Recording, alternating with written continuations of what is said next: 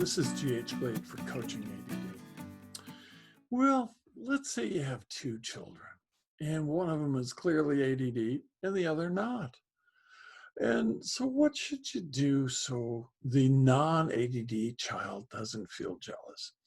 And right from the start, I'm going to ask you to consider giving this a like and sharing it with other parents you may know.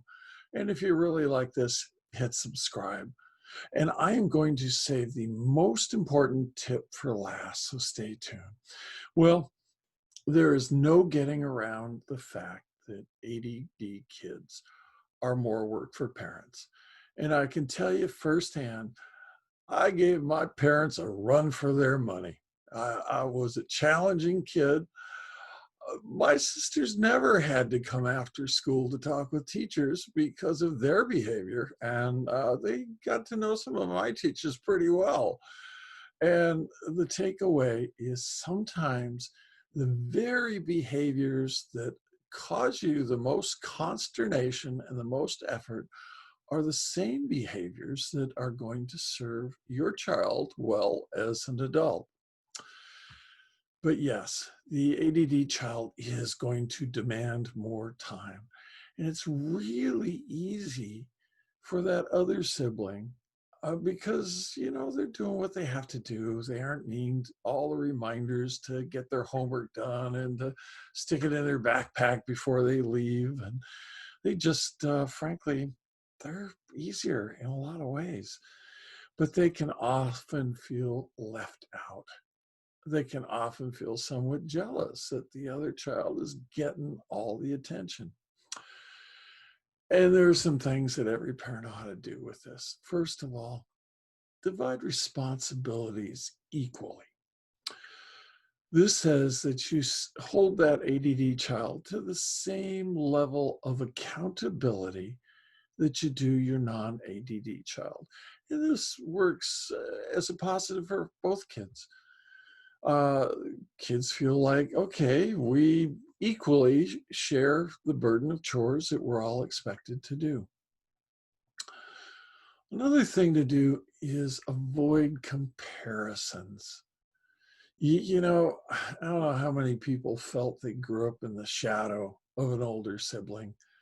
And this could be a good thing or a bad thing, but they felt like they just couldn't live up to that child that was, felt like they were the golden child, and the ADD kid was the black sheep. I don't know how many times I've heard people who've grown up with ADD and it was undiagnosed saying, I was the black sheep of my family. And, in some ways I probably was that in my own family.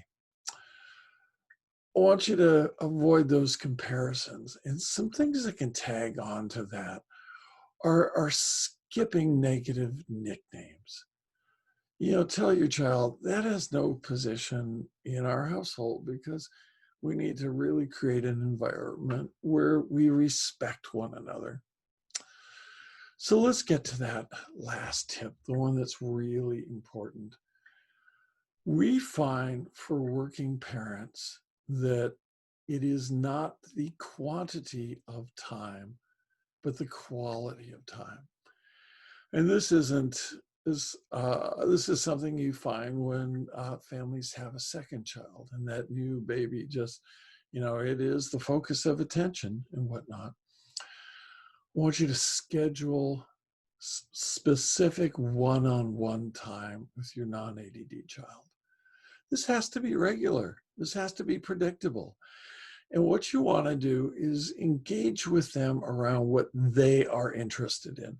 Now, it's pretty easy if you have kids that are just into different things, but search out what that non-ADD child of yours really has as a passion or interest. And take that extra step to really accommodate and engage with them around their interest. And regularity. Regularity is absolutely key here. So we've come to the end of another one. I've asked you to give me a thumbs up. If you like this, please do that.